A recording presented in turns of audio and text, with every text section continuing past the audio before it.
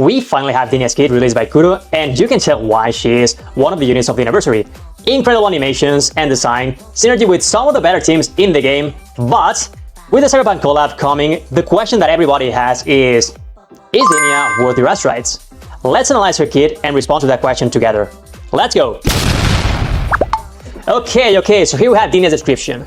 Sub DPS, support for Fusion Burst, and support for Tune Strain. This already tells us what her best teams are going to be, that is MF and Luke. But let's not get ahead of ourselves and go through her whole kit. Since we still do not have access to the gameplay numbers, this guide is gonna be focused more on her role, synergies, and account value rather than the exact calculations. Okay, her weapon. As always, I like to check first the weapon to get a sneak peek on her kit. So high crit rate, low attack. When the wielder inflicts Fusion Burst effect or Tune Strain shifting on a target, Resonance Liberation damage increased by 36%. While this effect is active, whenever any resonator in the team inflicts Fusion Burst or Tune Strain, attack is increased by 24% for 15 seconds.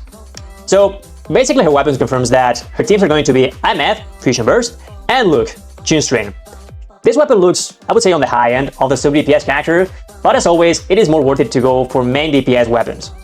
I'm expecting, based on the stat it gives, to be about a 10% improvement to the team, which is high, but good main DPS weapons increase at least 20% the damage of the team. So unless you're going to play her as a main DPS, I would recommend to skip it and use the standard mana weapon. Her kit, as always, there's a ton of text in here, so let me summarize for you how she works. Basically, she has two modes as what we're used to in La Roy.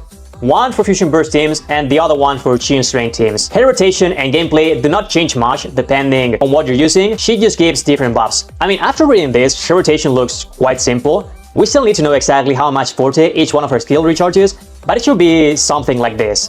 So first, do the intro, enters the field and gains the Dark Cores for her Forte. The Dark Cores are a resource she's gonna use to do some of her skills. After that, you're gonna use the skill, which is gonna group the enemy and it's gonna start loading more of the Forte while applying Fusion Burst or Tune Break effects, depending on the mode that you have chosen. Okay, so third step, you use the Resonance Liberation, which is gonna switch forms from the cute pink hair girl to the dark Aleph 1 Resonator that we all love. So she's gonna change mode and she is gonna activate the first wave of the buffs that DENIA offers. That is 30% fusion damage bonus to the team or 45% Tune Break boost depending on the mode she's in. She's also gonna create a field that's gonna be dealing fusion DOT damage every few seconds. So that's where her main source of damage off field is gonna come from. Okay, so after that, you're gonna do some basic attacks to build the Forte to fill the bar. We still do not know how many of them, but that's what it looks like you're gonna have to do. And after filling the Forte bar, you're gonna do an enhanced skill, which looks like it's gonna be a big hit that will also have some crowd control. Lastly, you're gonna do the outro, which is gonna give a huge amplification buff to the incoming character. That is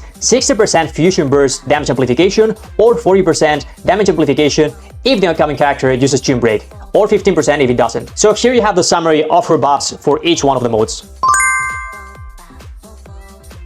Okay, let's get now into her build, and let's start with the weapons. I already mentioned this, her weapon should be the best option, followed by String Masters, which is always a great weapon for rectifier DPSs, and if not, the standard banner weapon should work wonders. As for the Ecos, she has two Eco sets depending on the team you're playing her on. In the Fusion Burst teams, you're gonna use Chromatic Foam, which gives her damage and will buff IMS fusion damage by 25%. As for the main Eco, you're gonna go for her signature one, the Plush, which will give the incoming character an extra 12% fusion damage bonus. In the Tune Break teams, however, she will play the new set, Reel of Split Memories, which will buff the Tune Break by 20, and for the main Eco, you will use the Moth, that will buff the attack of the upcoming character by 12%. For the substats, as always, crit rate and crit damage are great, as well as liberation damage, since she scales of that stat. We still do not know how much recharge she will need, but seeing how other sub DPSs work, like Choyuan, Lina, etc., I'm expecting her to use no less than 125. So don't disregard this substat because it will be super important since her ultimate is vital to her rotation.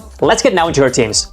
I mentioned this before, but currently she has two teams. The Fusion Burst team, which will be MF, DENIA, and Chisa, which look like a great combo if you want to play DOT DENIA. Chisa can probably be exchanged for Lupa without losing too much damage. However, you will miss on the healing completely. Probably Mornia is going to be a viable option too, but not even close to Chisa or Lupa. I cannot compare this team to other teams because currently the Fusion Burst team doesn't exist, but hopefully it is close in damage to the current team of Amet, Lina, and Mornia, so you can release Lina for other teams since so many other characters want to use her too. Her other best team is gonna be the Tune Strain one.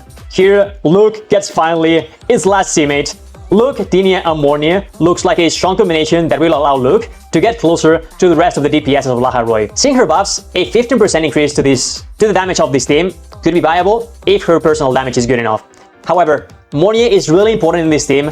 I would not recommend any other combination than this one in Luke's teams. Lastly, if you want to play her as a main DPS, definitely the best option will be a Linai Mornia team due to DENIA scaling off liberation damage. We cannot know how strong this team will be without the numbers. I'm expecting it to be something similar to Yuno, but slightly worse due to part of her damage being fusion burst that doesn't scale off liberation damage. So now that we have gone through all of her kits, let's respond to the question that everybody's wondering. Should you pull for DENIA? Well, as always, if you love her, go for it. But if you're only looking for meta options, it is actually a difficult call. She is not a character for every account. So if you have a Meth, but not Mornia or Linai, and you do have Chisa, go for it. It's going to be for sure a great team. If you're using Chisa on Hiyuki though, and you don't have Lupa, you're going to have a hard time deciding who to play Chisa with, so I would recommend you to not go for her. If you have Luke and Mornia, it is a total yes. However, I would recommend to pull for Mornia before DENIA, since it is the base of the Chew mechanic, and she has 2 uses in the Matrix, so it's like getting 2 characters when pulling for 1. In any other situation, honestly, I cannot recommend to go for her. Even if DENIA ends up being really strong, she currently looks more like a specialized support rather than a universal unit like Shorekeeper, Mornia or Linai. So, I hope you enjoyed this video. Let me know in the comments what you think about DENIA and if you're going to pull for her. Her animations look absolutely beautiful, some of the better ones in the game, and I cannot wait to get her. If you ask me, I'm going to go for her S0R0, but yeah, let me know what you're gonna do. Thank you so much for watching and see you next time. Bye-bye.